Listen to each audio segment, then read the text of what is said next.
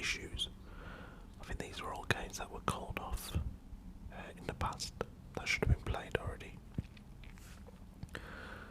We've had some very good results, some surprising results as well, if we're being honest about it.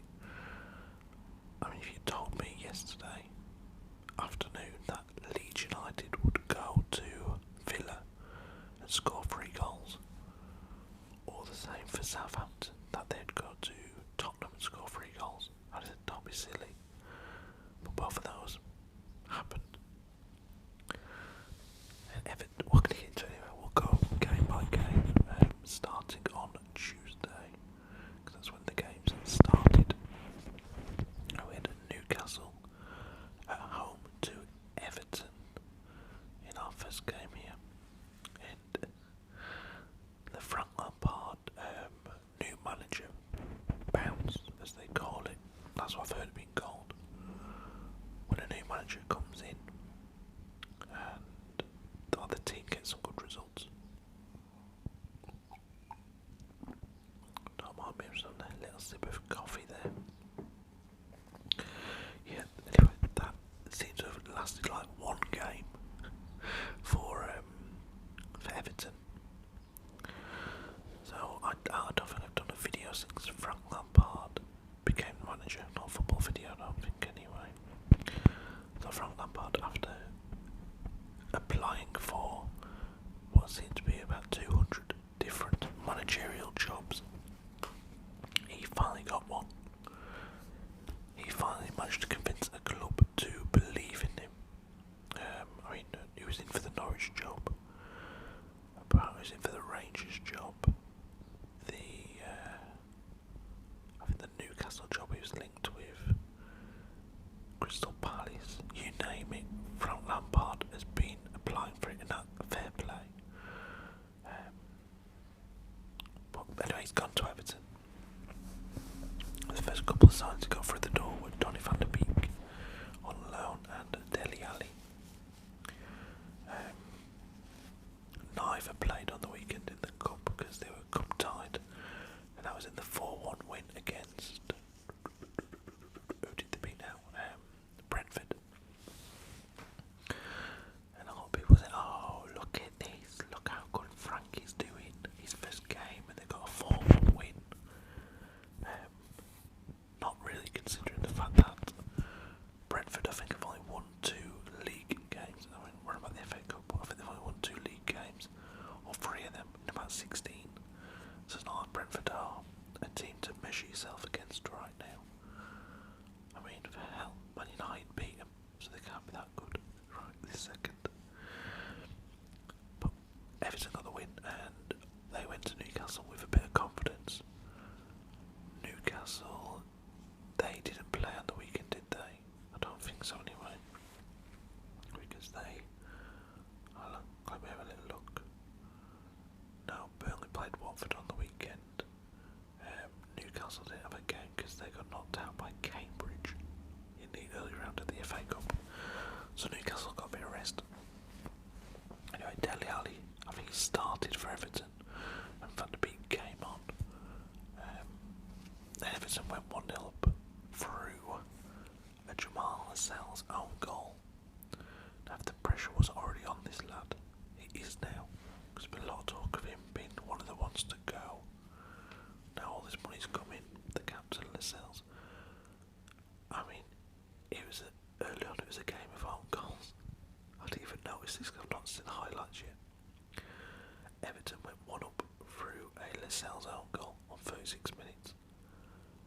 Newcastle equalised like a minute later through a Mason Holgate own goal. Now Holgate was a player I seen linked with Newcastle. Strange how these things happen. In the second half, Ryan Fraser, I did see the last 2 goals for Newcastle. We had a Ryan Fraser goal to put Newcastle 2-1 up, and then a Kieran Trippier free kick, really good free kick it was to be fair, put them 3-1 up, and that is the end of the Frank Lampard managerial bounce, because as it is right now, Everton are right in it in a relegation battle. The concern would be if if I was an Everton fan, is that Frank Lampard in his managerial and playing career hasn't been in a relegation battle, probably not since he was a young lad at West Ham. I mean, remember, he spent the rest of his career at Chelsea, was it New York FC, whatever the hell they're called, and Man City, with that very short loan spell or whatever it was at City. So he doesn't know, in my opinion.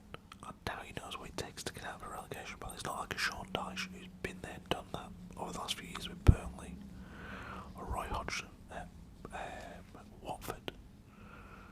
So I'd be a bit worried if I was an Everton fan right now. Newcastle, great for them, great win. That's 2-2 in the league. They beat Watford, did they, in the other game? I seem to remember them beating Watford, I might be wrong. But to beat Everton, great result. I think it was Watford who did, so if it was, there's 2 teams down the bottom that Newcastle was beaten. We had West Ham against Watford. This game ended at 1-0 to West Ham. I thought it was 3-0 for some reason. I really did think there was a few goals in this game. Strange.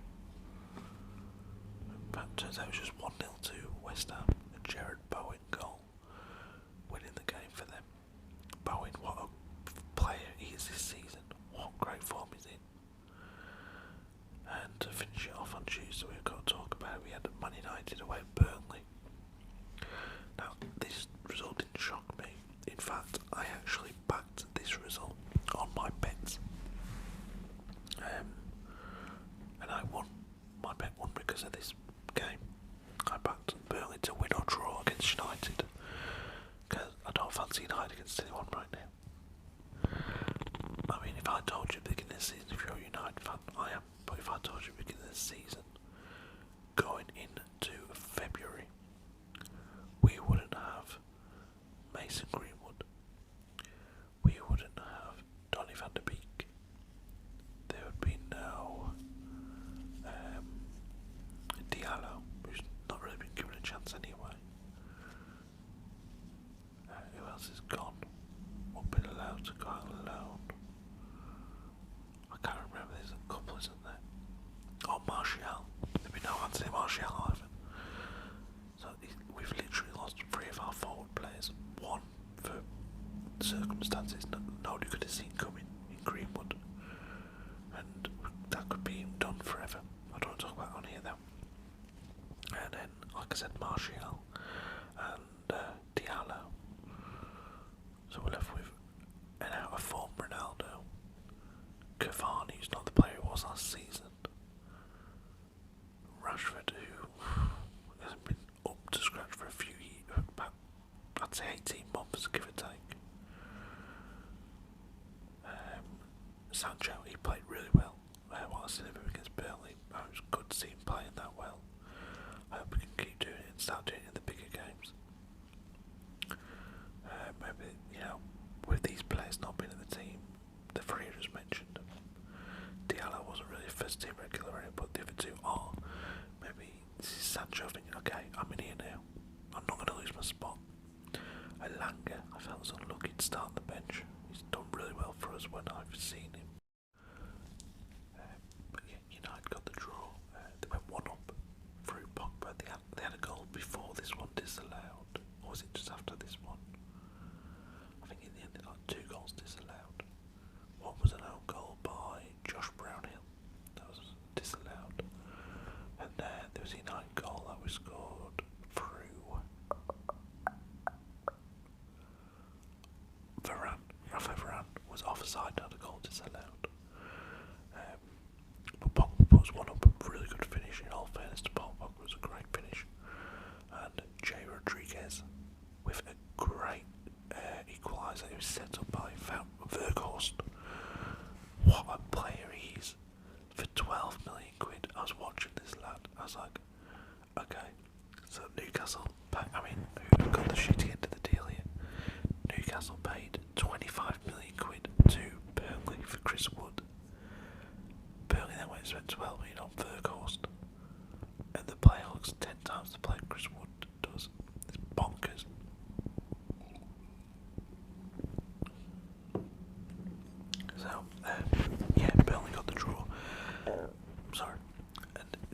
result for Burnley, but unfortunately draws aren't going to keep them up. They got a draw against Burnley, against Arsenal away recently, a draw against United. They're currently bottom of the table with 1 win all season. They have 11 draws and 8 losses. I mean, that is ridiculous if you look at that. 8 losses compared to Watford with 15, Norwich with 14, Everton with 12, Brentford 13. I mean, Wolves have 7 losses and they're in 8th place. It's just that they have 10 wins compared to Burnley's 1. Burnley have 1 less win, so 1 more loss than Arsenal. They're level with West Ham for losses. That is crazy. What the hell? So unlucky at the minute. Then we move on to Wednesday, and this was last night's games. So we had 3 games on the other day, on Tuesday. We had 3 games on Tuesday. Is that right? Yeah, 3 games Tuesday. We got 4 last night. Then there's 2 tonight. So last night we had Man City beat Brentford 2-0. I've got on pause in a minute. I was watching on Match of the Day. Amara's penalty. I've just seen that. And a Kevin De Bruyne goal on 69 minutes. So Brentford were in it for 40 minutes before they give away a daft penalty, and after that, it's not bad. I mean, it's another loss, which any loss is a bad loss really. If you're down in bad, like if you're a team in bad form, but when you consider Brentford are new to the Premier League and they're going to see it get only lose 2-0. I'm not sure if Ericsson played. I need to watch the rest of the highlights. Maybe he came on in the second half, I'm not sure. But City, they're walking away with the league, so what can you say? Norwich 1, Crystal Palace 1.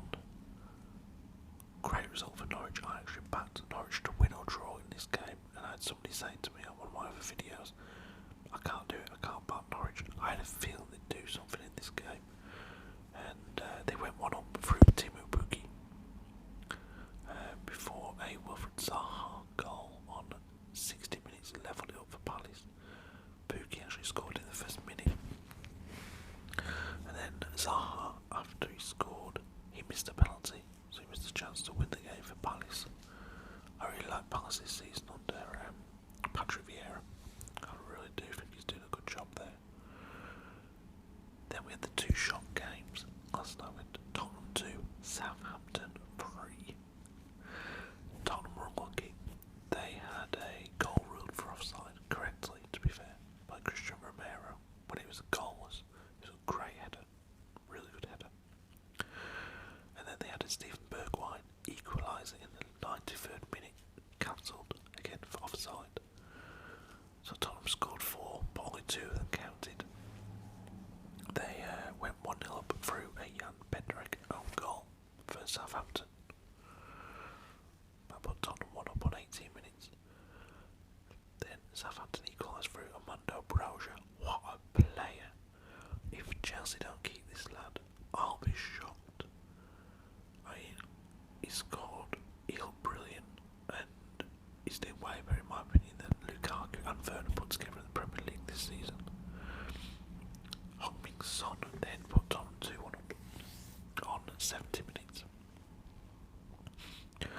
Before Manuel Elianusi got the equaliser to make it 2-2 on 79.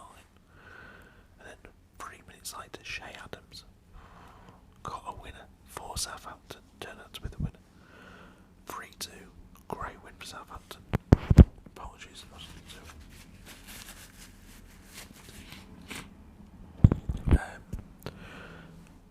This is on the back of Ralph Hasenhuttl saying a couple of days ago, or yesterday I think it was, before the game, that he plans to retire after the Southampton job in 2024. I was thinking, oh, that's all well and good, mate, but there's no guarantee he'll still be there in 2024. But he said he don't want to be a Roy Hodgson and managing 70s. He wants to get out when he's 57. Fair enough. Not a lot of managers do that these days. Get out whilst they're still young enough to enjoy their life. Then we have Aston Villa, the last game from yesterday. Villa Leeds 3-all. What a game. Villa went 1 up through Dan James on 9 minutes. An equaliser from Philippe Coutinho. Great goal. Absolutely brilliant. I'm so pissed that Villa have got Coutinho. Then we had a Jacob Ramsey goal to make it 2-1 to Villa. The assist by Coutinho. Great assist. 5 minutes later, he set him up again. Coutinho got a goal and 2 assists. I think he's in my fancy football team. Happy days. I'm sure I'll put him in there. I hope he's in there. Actually, I should check that. Well, I'm using the phone. But yeah, if you haven't got Coutinho on your team, get him in now. A goal and 2 assists. Brilliant. Dan James made it 3-2 with a late second goal in the first half on 47 minutes. Well, going into extra time of the first half, that was. And then Diego Llorente on 63 minutes got the leveller to make it 3-all in the game. Sorry guys, I've got a runny nose. Today we have Liverpool-Leicester. I would not be shocked if Leicester get a draw out of this game. I really wouldn't be shocked at all. And we have Wolves against Arsenal. This is a Wolves team who are unbeaten in their last 5 league games. Wait for this stat. This is bonkers. Wolves have conceded 4 goals in 10 league games. They conceded 2 in their last 5 and 4 in 10. That is crazy. They're up to Arsenal, an Arsenal team who have only conceded 3 goals in their last 6. So I'm not expecting a lot of goals in this game, just because both defences are quite good this season. But for Wolves, concede 4 in 10. I've actually got Wolves for an outside bet here. Wolves to win. I think it'd be a brilliant result if they do. Don't forget they have beaten Man United recently. They got a draw against Chelsea earlier in the season. So yeah, Wolves are in great form.